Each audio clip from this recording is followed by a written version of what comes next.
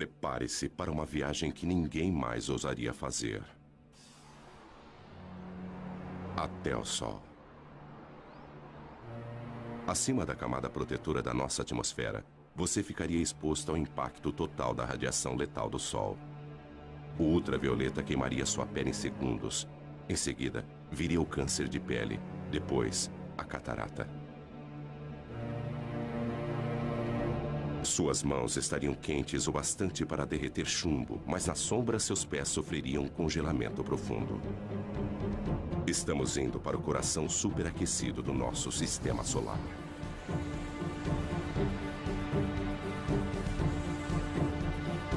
Aqui, forças invisíveis dão origem a arcos de fogo tão grandes que engoliriam a Terra.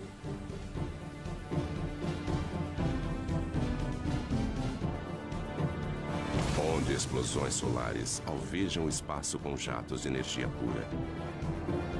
Se o nosso planeta Terra estivesse próximo de uma destas, seria vaporizado em segundos. Hastes de hidrogênio quente. Este prado vermelho é invisível para nós na Terra, onde ficamos ofuscados pelo brilho intenso que existe abaixo dele. Aqui, jatos de calor sobem e descem, cada um com o tamanho do Texas e com 1.600 quilômetros de profundidade. E ainda mais abaixo, em seu núcleo, a temperatura é de 17 milhões de graus centígrados. Mas o planeta Terra está à distância certa desse inferno.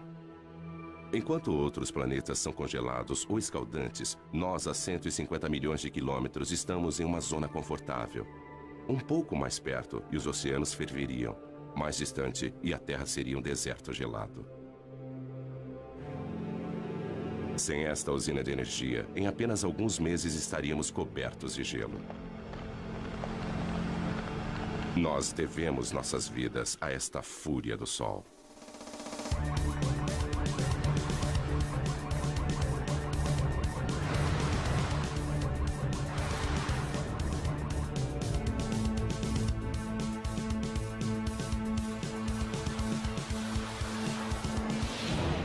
Sol indomável. O Sol sustenta a vida na Terra. Seu calor dirige nosso clima, evaporando a água dos oceanos e movimentando-a através dos continentes. A chuva e a neve tornam os terrenos adequados para a vida. Mas o nosso Sol não é apenas calor, também é luz. O milagre das plantas é sua habilidade em usar a luz do Sol para crescer. E após crescerem, criam um outro milagre. Através da fotossíntese, as plantas convertem a água e dióxido de carbono em carboidratos, liberando oxigênio. Como as plantas, os animais também aproveitam a energia do Sol. O calor do corpo de todos os animais já foi luz solar. Sem este calor, criaturas como o crocodilo não teriam energia para digerir seus alimentos. Uma câmera de mapeamento térmico mostra as áreas quentes, as protuberâncias nas costas do crocodilo que desenvolveram-se para captar o calor do Sol. Eles absorvem o calor através da pele, que o transporta para a corrente sanguínea. Os alimentos apodreceriam no estômago frio de um crocodilo. Nós também gostamos de nos deitar ao sol. E quando fazemos isso, obtemos mais do que apenas um bronzeado. Nossa pele começa a produzir ingredientes para as vitaminas que precisamos para sobreviver, usando reações químicas que são desencadeadas pela energia da luz do Sol. Nós devemos nossas vidas a esta imensa usina de força natural. Ela utiliza como combustível o elemento mais simples do universo, hidrogênio, o gás mais leve que o ar, que antigamente era usado para sustentar o voo das aeronaves. 1937, 70 toneladas de hidrogênio impulsionam o Heidelberg sobre Nova Jersey. Mas ocorre uma faísca.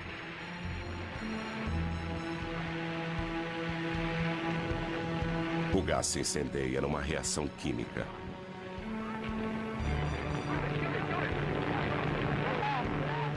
Mas o mesmo hidrogênio, através da fusão de uma reação nuclear como a do Sol, arrasaria Nova York.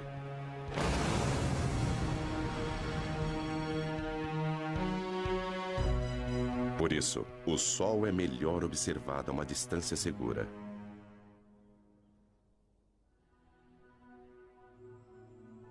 Lago Big Bear Mountain, onde o ar frio e tranquilo não é afetado pelas ondas de calor.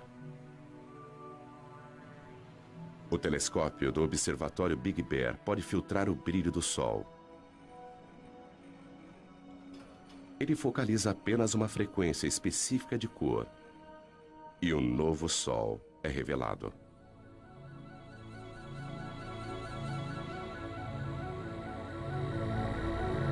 Deixando de ser um disco ofuscante e observando a luz emitida pelo hidrogênio quente, as características do Sol aparecem subitamente. Estas características refletem as variações do Sol, variações que, por sua vez, afetam a nossa Terra. As manchas pequenas e arredondadas são as áreas mais frias, manchas solares que localizam-se em uma superfície abrasadora. Labaredas, fissuras que se abrem, brilhando com mais calor à luz do hidrogênio.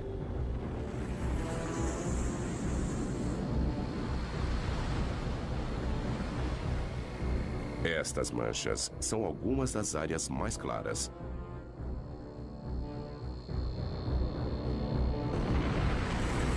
Imensos filamentos, arcos de gás erguendo-se acima da superfície.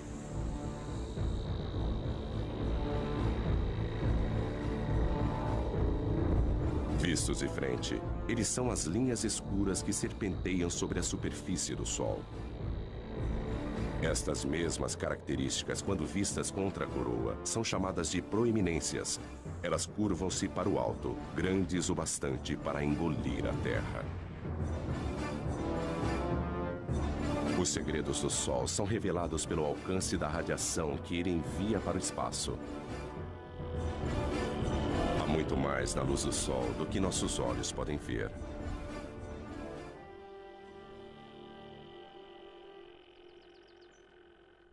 Graças à internet, ninguém precisa visitar um observatório para estudar o Sol.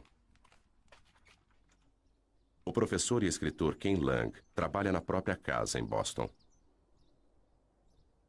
Ele dedicou grande parte de sua carreira a pesquisar o que faz o Sol brilhar. O segredo está na capacidade do Sol de comprimir os átomos de hidrogênio com tamanha potência que eles se fundem, transformando-se em hélio. O Sol brilha por fusão nuclear.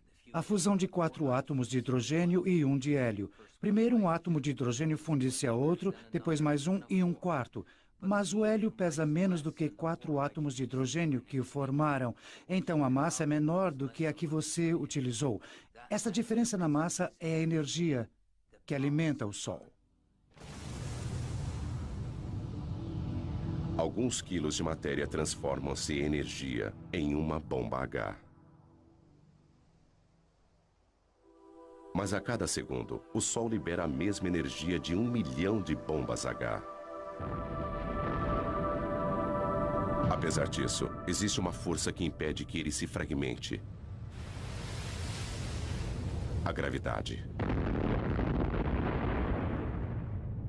Ela é forte o bastante para manter o monstro nuclear sob controle.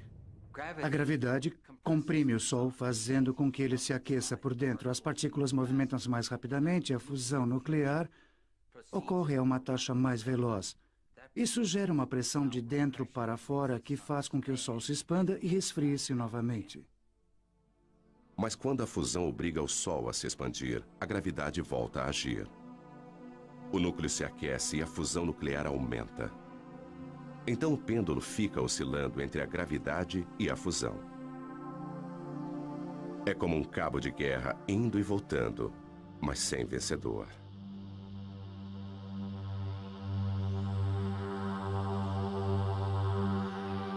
Tudo começou há 5 bilhões de anos, quando a gravidade agrupou uma nuvem de poeira cósmica. No núcleo, tornando-se mais denso e mais quente, o gás e a poeira fundiram-se. Cometas disparavam na direção do Sol recém-nascido. Hoje, o telescópio espacial Hubble observa o mesmo processo acontecendo em todo o céu.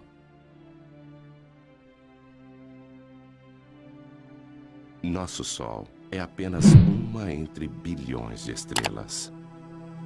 O Hubble aproxima-se delas e nos mostra estrelas de todas as idades num ciclo de vida em que todas estão conectadas, porque as estrelas nascem de outras estrelas.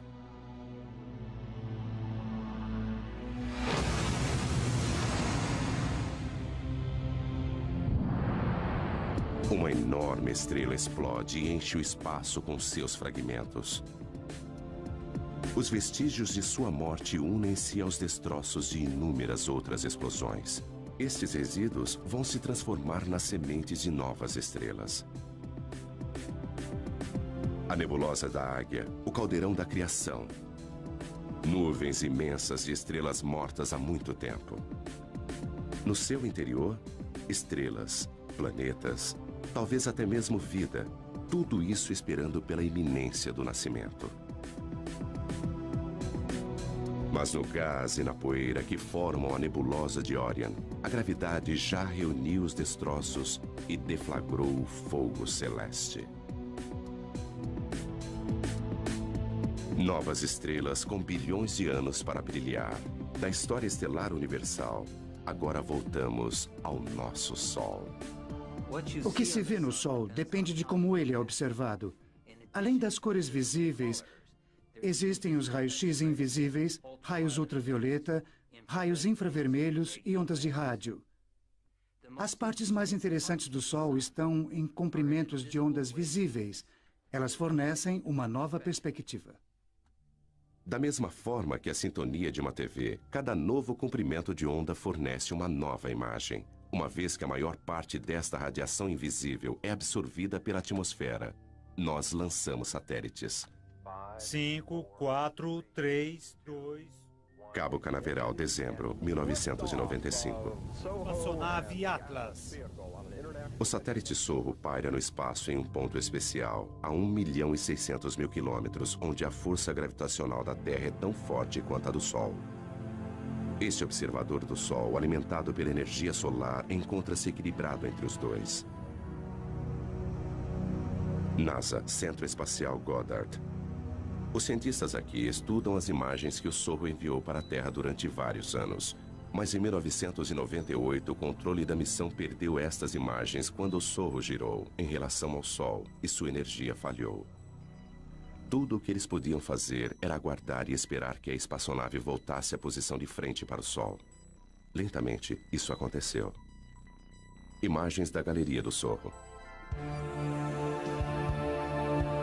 Se os nossos olhos pudessem ver a radiação ultravioleta, então a aparência do Sol seria mais ou menos esta.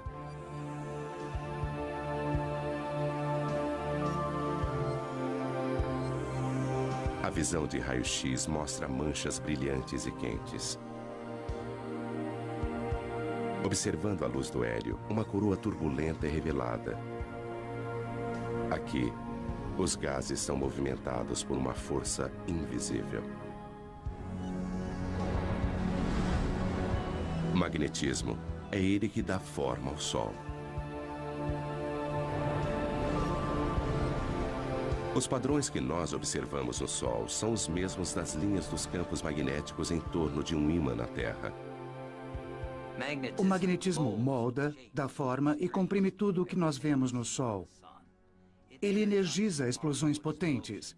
Ele aquece a coroa solar. O magnetismo invisível governa o Sol. O Sol é tão quente que seus átomos de hidrogênio são desmembrados. O que sobra é o plasma, partículas escaldantes e eletricamente carregadas. E onde houver magnetismo, o plasma vai agitar-se. Aqui, nada fica estático. Este roda-moinho incontrolável é um furacão solar com 1.600 quilômetros de largura. E abaixo da superfície brilhante e visível, a convecção ergue gigantescas labaredas de plasma da fornalha sob pressão, mais abaixo.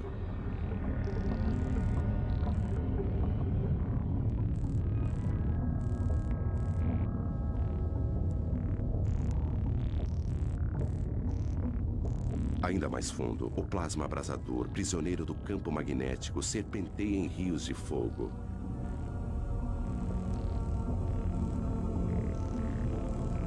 O Sol está em constante movimento. Os mapas mostram que o plasma movimenta-se em velocidades diferentes nas diversas camadas. O vermelho é mais rápido, o azul é mais lento. As partículas elétricas giram em redemoinho dentro do Sol. Mais depressa no Equador, mais lentamente nos polos. E essa diferença de movimento produz o magnetismo do Sol. Isso pode ser estudado com o telescópio McMath.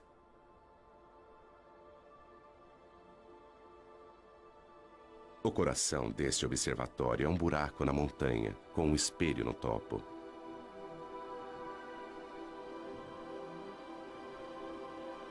Don Jennings veio aqui para estudar o magnetismo do Sol. Apesar dele jamais alcançar a Terra, isso não vai impedi-lo.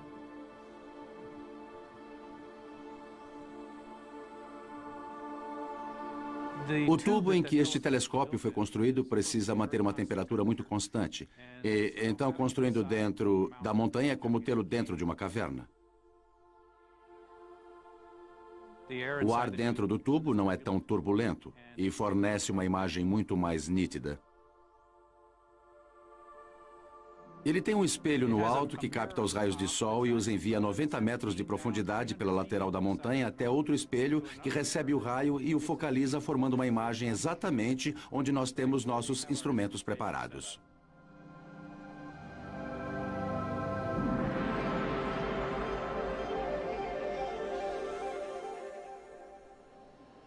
É possível ver uma grande mancha solar.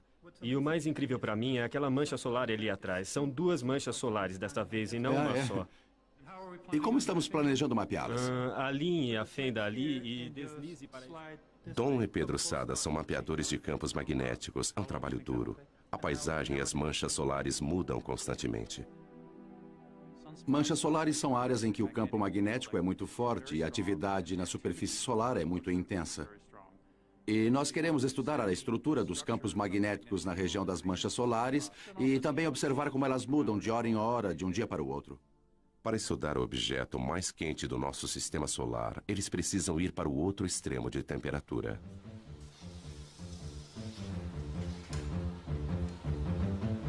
Nós precisamos encher nossos instrumentos com hélio líquido e nitrogênio líquido porque há um sensor dentro deles que precisa ser mantido a apenas alguns graus acima do zero absoluto a fim de operar corretamente.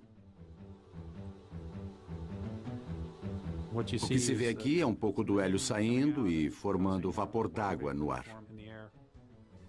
Mas não se trata só de fumaça e espelhos. Há muita ciência séria acontecendo por aqui. Don e Pedro não podem medir diretamente o magnetismo do Sol, mas conseguem ver seus efeitos. O sensor congelado vai observar a radiação infravermelha do Sol e calcular as mínimas variações em sua cor. E agora está tudo pronto. Dom, você pode instalar os filtros enquanto eu coloco a agulha no lugar, por favor? Ok. Campos magnéticos fortes alteram a coloração de algumas das luzes do Sol. Don e Pedro sabem qual deveria ser a cor, e observando o quanto ela mudou, eles podem mapear a força do magnetismo em torno de uma mancha solar. Ok, Dom, eu vou focalizar a câmera para nós podermos ver melhor a mancha solar. Ok, faça isso. Eles criaram uma imagem de como o magnetismo se comporta em torno das manchas solares. O campo magnético proveniente daquela mancha solar é quase como uma fonte que eleva-se no centro, muito concentrado, depois se espalha. E geralmente as manchas solares ocorrem em pares, ou talvez mais. E o campo magnético é proveniente de uma das manchas, talvez como no Polo Norte, de um ímã, e passa para outra mancha, que seria o Polo Sul.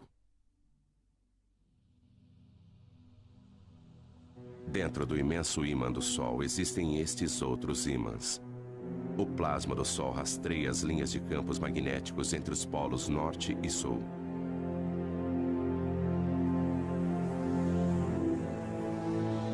Quando o Sol fica mais ativo, o magnetismo é mais complexo. Então, a superfície é transformada em um tapete de agitação magnética. É isso que acarreta o surgimento de mais manchas solares. As manchas solares parecem escuras porque são mais frias do que o resto do Sol. As manchas formam-se onde o magnetismo é mais forte. O campo de força invisível desvia o calor em ascensão daquelas partes da superfície, tornando-as mais frias.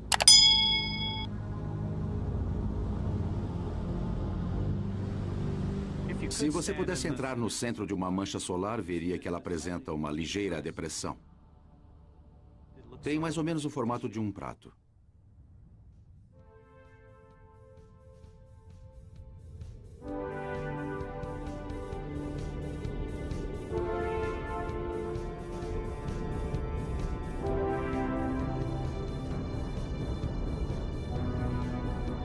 As linhas do campo magnético do Sol estendem-se para o espaço.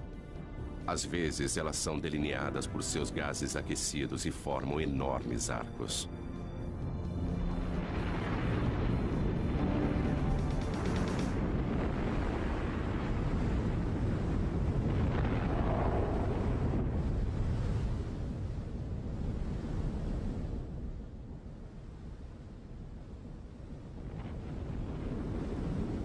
Estas são as proeminências. As linhas magnéticas agem como tramas invisíveis, atraindo o plasma para fora. Elas podem pairar sobre o Sol durante semanas. Se você pudesse se aproximar de uma proeminência, veria milhares de quilômetros, talvez um arco grande assim, com materiais flutuando ao longo do campo magnético. Não se vê o campo magnético, só se vê o material brilhante. Arcos de gás que poderiam ir da Terra até a Lua. As linhas de campos magnéticos, quando formam uma proeminência, seguem um padrão de forma igual ao que vemos em torno de um ímã, e é o mesmo padrão. Frequentemente, elas começam como pequenos arcos e depois aumentam. E durante um período de tempo, elas podem se desconectar, e o material então passa a flutuar no espaço.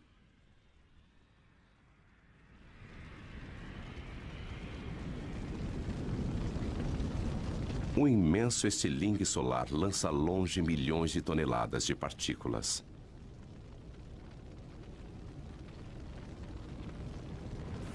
Pode até parecer lento, mas este plasma está a uma velocidade tamanha que poderia cruzar os Estados Unidos em menos de 1 minuto. Indicadores solares para 28 de outubro seguem. Fluxo solar 108 em Boulder A. Indicador 10. Repetindo, fluxo solar 108. Boulder, Colorado. Este é o Centro Nacional Atmosférico e Espacial. No Centro de Operações Atmosféricas do NOAA, nós monitoramos 24 horas por dia e 7 dias por semana. O indicador Boulder K0 100 horas UT em 29 de outubro era 3. Repito, Hoje, 3. Courtney Williamson é o meteorologista do centro. Outras pessoas pesquisam e mapeiam as atividades do Sol. Uma das nossas preocupações é a atividade explosiva do Sol. A atividade solar vai estar baixa. Estas áreas mais claras são áreas de campos magnéticos muito fortes. E às vezes estes campos magnéticos tornam-se muito carregados.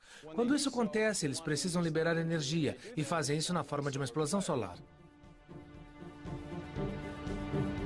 8 minutos após uma explosão, a Terra é bombardeada por raios X e ultravioleta que causam pane nas telecomunicações. 1984, toda a comunicação entre o avião presidencial e o controle de terra foi interrompida. Quando o presidente e a senhora Reagan desembarcaram na China, o comandante em chefe do exército norte-americano já estava sem contato há várias horas. Não havia nada que ninguém pudesse fazer a respeito. Até as comunicações por satélites foram afetadas. Em uma tempestade solar, raios de energia incineram a parte mais alta da atmosfera da Terra. O ar rarefeito se expande, trazendo para baixo satélites que normalmente estariam orbitando mais acima. Mas as explosões não são o único resultado. As proeminências podem parecer com arcos brilhantes na coroa do Sol. Mas quando vistas de frente, elas aparecem como faixas escuras e finas. E recebe um nome diferente: filamentos.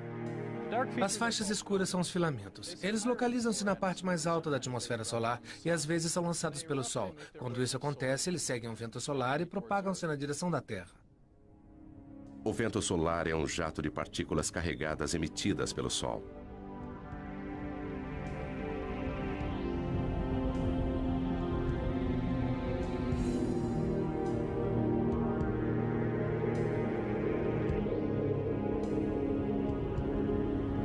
Nossa estrela sofre constantes explosões, enviando milhões de toneladas de elétrons e prótons para o espaço a cada segundo.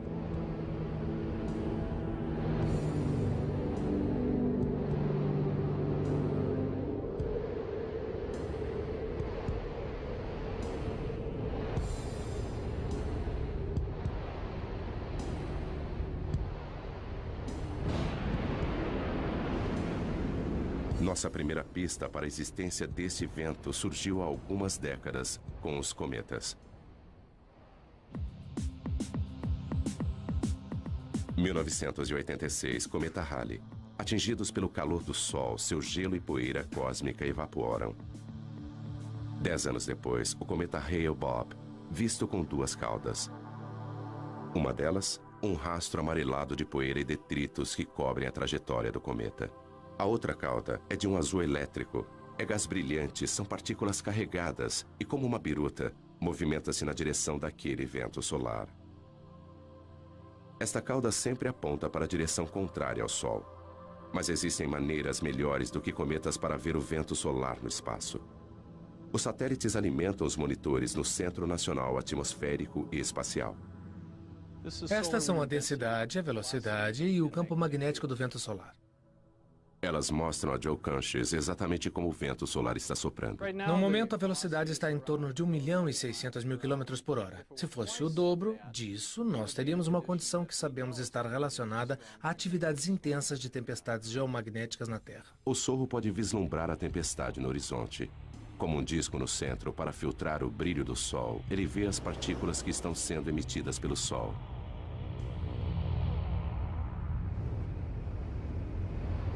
Elas atingem o sensor da câmera e faiscam.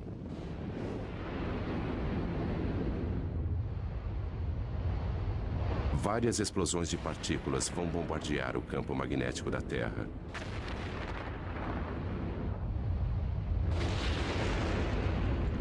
Isso tem um preço, às vezes com consequências devastadoras para o planeta. Esta imagem computadorizada mostra o campo magnético da Terra sendo bombardeado em 1997 por gigantescas rajadas de vento.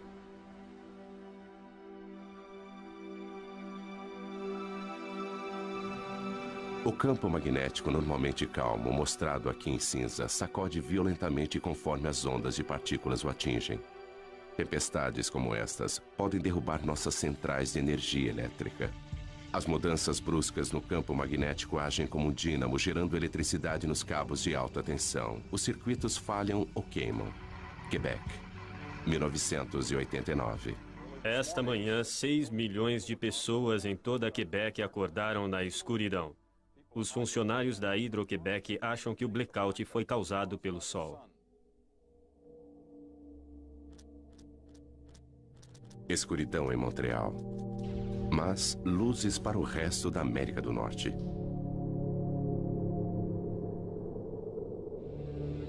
As partículas que derrubaram a energia em Quebec alcançaram a Terra e produziram a aurora boreal e austral.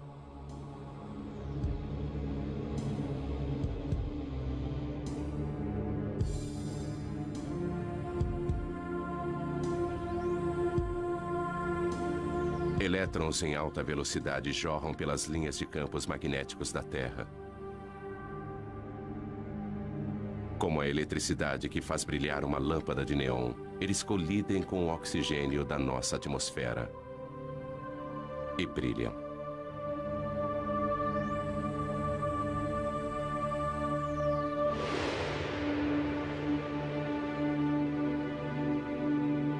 A quantidade de energia liberada pelo Sol é fenomenal. Se nós pudéssemos, de alguma forma, armazenar toda a energia que atinge a Terra em um único dia, ela seria suficiente para suprir a necessidade de energia do mundo inteiro durante 30 anos. Se pudéssemos aproveitar essa energia. Quando se trata de energia solar, Dave Reeves sabe que é preciso pensar grande. Barstow, Califórnia. Bem, estamos na maior usina de energia solar do mundo. Dave tem mais de 1 milhão de metros quadrados de refletores. Nós produzimos energia suficiente aqui, na média, para cerca de 50 mil casas. Em seus gigantescos campos na Califórnia, apesar de não cultivar nada, ele ainda consegue ter uma colheita. Estamos recolhendo a energia do Sol, concentrando-a com esses refletores em forma de parabólica para um tubo central, onde temos um fluido que aquece e depois transporta esta energia em forma de calor para conversores de calor que a transformam em vapor.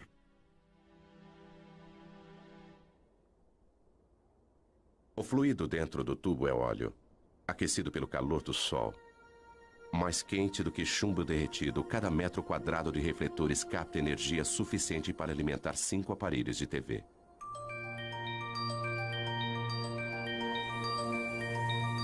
Da luz do Sol, às luzes elétricas. Apesar de ter programado 500 mil de refletores para seguirem a trajetória do Sol no céu, alguns raios solares ainda escapam de Dave. Nós contamos cerca de 30 dias nublados por ano, além de dias que são parcialmente nublados. Mas isso ainda nos deixa uma grande maioria de dias claros e ensolarados.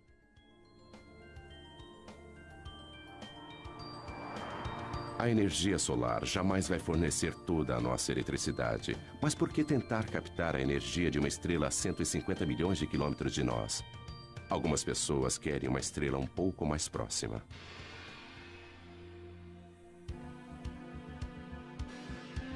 General Atomics, San Diego. Bem-vindos à fábrica de estrelas.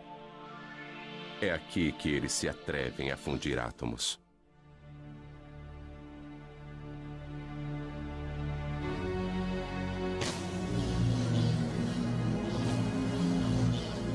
Em um certo sentido, nós somos como uma mini fábrica de estrelas. Nós produzimos algumas coisas muito quentes aqui, muito mais quentes do que qualquer outra coisa na Terra.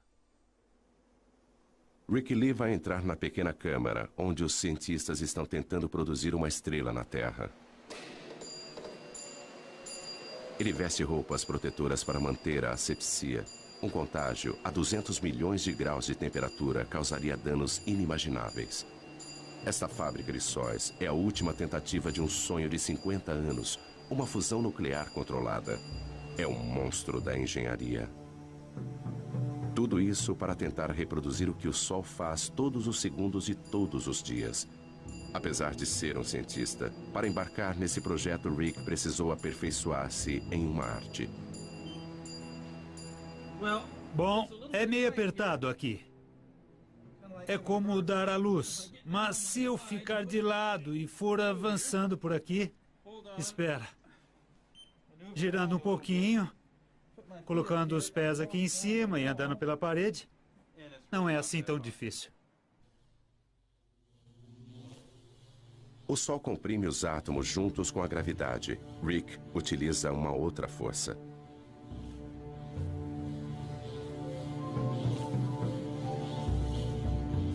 Usaremos campos magnéticos muito fortes para comprimir estas partículas. Tempo suficiente para se fundirem. Até podemos pensar nisso como uma garrafa magnética. Eles começam injetando uma pequena quantidade de gás no anel.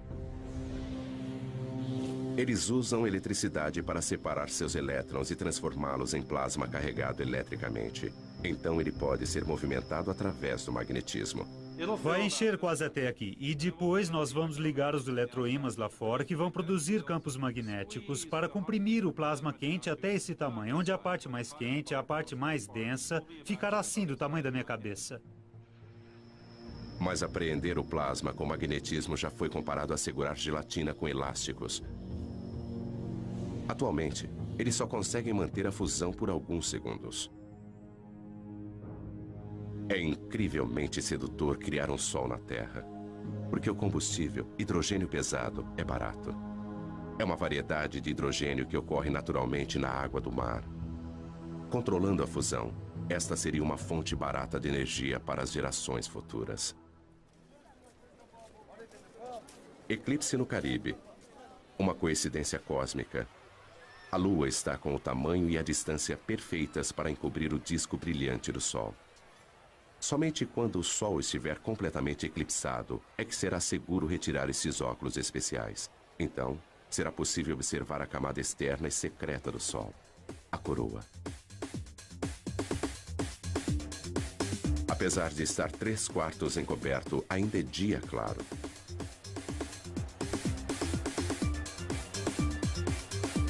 A escuridão diurna abate-se sobre Curaçao.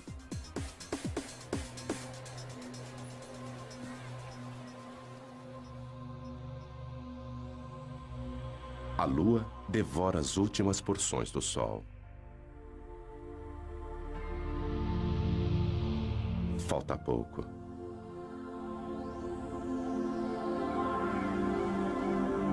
Agora, com o brilho encoberto, a coroa, a camada externa branca e brilhante do sol, está visível.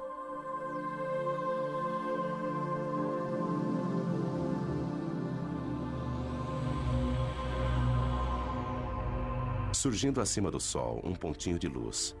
E mais um a sudoeste. São Júpiter e Vênus. Apesar da Terra estar na escuridão, estes dois planetas, a milhões de quilômetros de distância, estão no lado iluminado do Sistema Solar. Mais abaixo, às 2 da tarde, está escuro como a noite. Imagens de um outro eclipse. Nem todos os campos magnéticos são arcos fechados. Alguns estendem-se para fora e a coroa os segue em raios. As linhas magnéticas lançam-se para o espaço e às vezes é possível ver uma proeminência.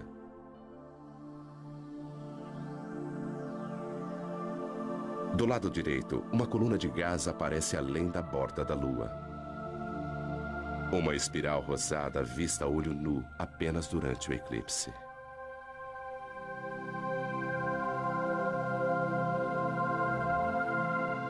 Mas o eclipse no Caribe termina em apenas alguns minutos.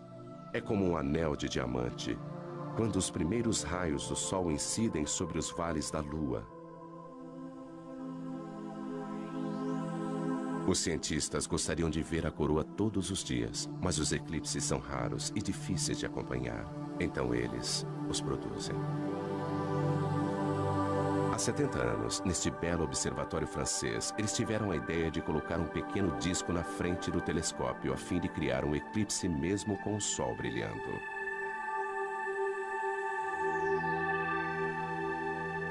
Eles observam o que acontece em torno da coroa do Sol.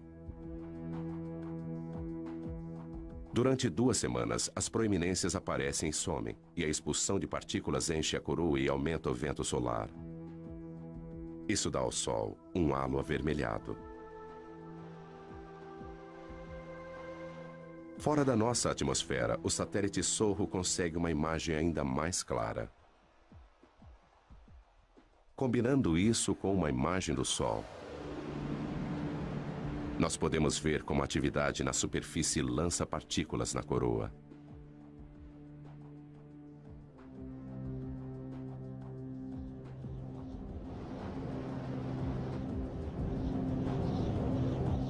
Mas a radiação e os ventos não são as únicas coisas que o Sol emite. Partículas minúsculas, os neutrinos, jorram do cerne nuclear. Um subproduto da fusão. Eles são como o resíduo do escapamento de um carro, que podem nos indicar como o motor nuclear está funcionando. Sudbury, Ontário. O Observatório de Neutrinos Solares. Durante 3 anos, a mais de 1,5 km de profundidade, eles escavaram uma imensa caverna com 10 andares de altura. O coração do detector, onde eles esperam capturar alguns neutrinos, é um gigantesco tanque de água.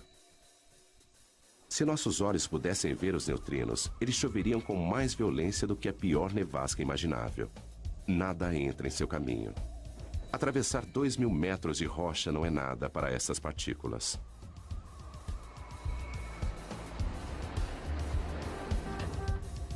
Esta experiência requer o equivalente a 300 milhões de dólares em água pesada. Eles não podem comprá-la, então pediram emprestado.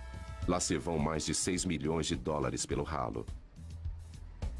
Eles usam a água pesada porque ela produz um pequeno flash quando é atingida por um neutrino. E este flash é o que eles estão buscando. Fusões nucleares diferentes produzem tipos diferentes de neutrinos. O tipo de neutrino e sua quantidade são fortes indicadores do tipo de reação que está acontecendo. Nenhum outro experimento pode nos contar tanto a respeito do núcleo do Sol. Existem cerca de 100 bilhões de neutrinos passando através da ponta do meu dedo a cada segundo. Mesmo assim, com 1.000 toneladas de água pesada, o melhor meio para detectar neutrinos no nosso detector só acontece uma vez por hora, de um neutrino produzir um flash de luz que nós podemos observar. Descendo, no nosso caso, a uma profundidade de 2.000 metros, nós temos um grande paredão de rocha para evitar que os raios cósmicos atinjam o nosso detector. Assim, se colocássemos o detector na superfície da Terra, ele brilharia como a aurora boreal.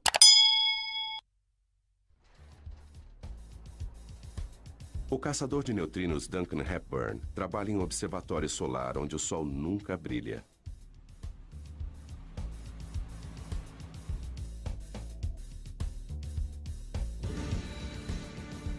Mas além de desvendar os segredos do núcleo do Sol, este experimento também vai nos contar a respeito dos próprios neutrinos. Com este conhecimento, estaremos no caminho para saber o destino final do cosmos. O observatório de neutrinos precisa ser um lugar extremamente limpo. Tudo no mundo é radioativo, em certo grau, em níveis baixos. E a nossa defesa é manter o lugar extremamente limpo para que não caia nenhuma poeira no detector. Este laboratório subterrâneo é mais limpo do que uma sala de cirurgia. Duncan precisa se higienizar. Todo mundo que entra toma um banho. O mecanismo básico para detectar um neutrino é: ele vem do Sol, através de nossa Terra, para dentro da água pesada. Água pesada, mas os átomos de hidrogênio desta água têm um nêutron extra. Esse nêutron é o alvo. Quando é atingido por um neutrino, uma partícula de alta velocidade é liberada. Pense nisso como um jogo de bilhar e, de repente, nós veríamos uma bola correndo muito rápido. Ele produz um cone de luz azul. Portanto, em torno do tanque de água pesada, colocamos 10.000 sensores de luz que estão sintonizados para captar esta luz azul e contar sua incidência.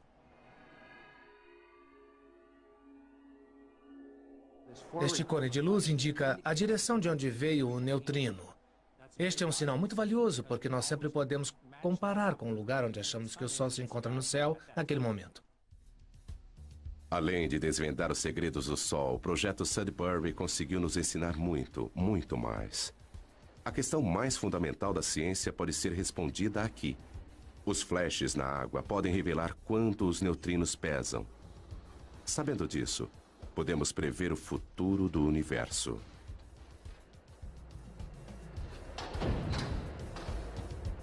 Existem mais neutrinos do que qualquer outro tipo de partícula no universo. Se eles possuírem uma massa, mesmo que minúscula, isso pode influenciar a atual expansão que está acontecendo desde o Big Bang e talvez até gerar um Big Crunch há bilhões de anos no futuro. Mas qualquer que seja o fim do universo, a morte da nossa estrela acontecerá bem antes.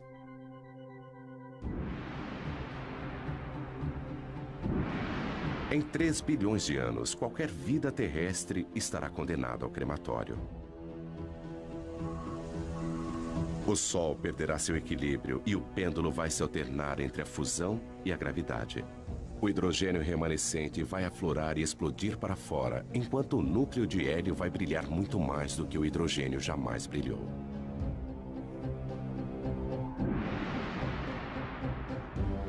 Com a expansão do Sol, os planetas mais próximos serão incinerados. As calotas de gelo de Marte derreterão.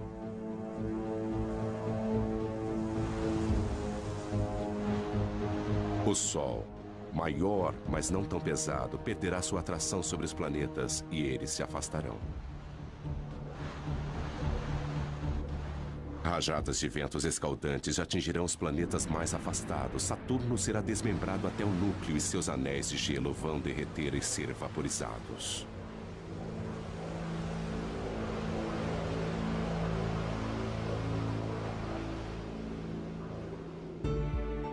Antigo gigante, Júpiter agora parece modesto, encoberto por sua lua Europa, cuja calota de gelo derreteu e transformou-se em oceanos. O sistema solar está irreconhecível. O Sol consome a si mesmo agora, tornando-se uma anã branca, alimentando-se das cinzas elementares das fusões anteriores. Em sua fase final, ele lança imensos jatos de poeira cósmica e os resíduos de sua morte alcançam muito além de seus antigos planetas. A ampulheta esgotou-se para o sistema solar. O Sol, que nutria e proporcionava vida para seus filhos, agora os devora. E ele lança suas cinzas ao vento cósmico para que sejam reunidas em nuvens e depois formar novas estrelas, novos planetas e talvez nova vida.